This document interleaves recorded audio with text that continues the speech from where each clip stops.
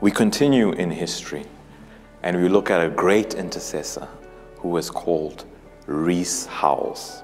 This man wasn't a prophet, wasn't a pastor, wasn't an evangelist. He didn't have such a great title, if we want to use titles. He was just a man who was an intercessor, a Welshman. And during the Second World War, there came a time where England was, at a point where they were going to be invaded by Germany. And this man, Rees Howells, was declaring, and it went on in the national newspapers, that he's declaring that Germany will never invade. And it was a big thing. And when Germany was on the brink of invading England, where tensions were high, political tensions were high, armies on high alert, this man went before the Lord. The Lord asked him, what is it? What do you want? And he declared that may this invasion of England, this plan that the Germans had, be terminated. That was his prayer.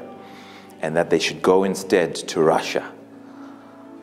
The Lord then responded and said, if that is your prayer, to the east, the Germans would go. And indeed, within 24 hours, that whole plan by the German command was switched, and they went to Russia, and we know the rest of the story there.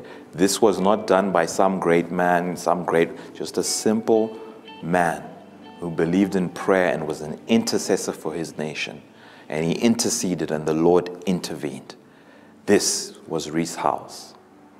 Continuing still in the Second World War, this same man, this same intercessor, Rees Howells, prayed.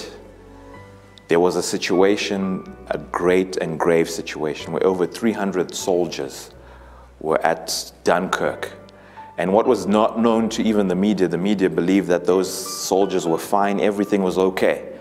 But the reality was they were surrounded by German soldiers, and the situation became critical. This man, Rees Howells, once again prayed.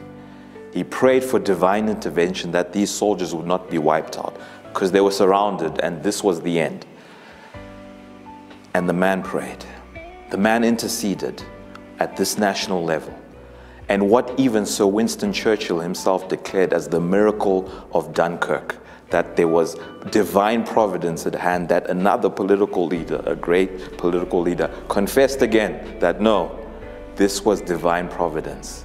And what was then known as the miracle of Dunkirk, where British and French soldiers were rescued in a way that we cannot even explain to this day in human terms, but we know that the Lord heard the prayer of this man, this intercessor named Rees Howells. Why?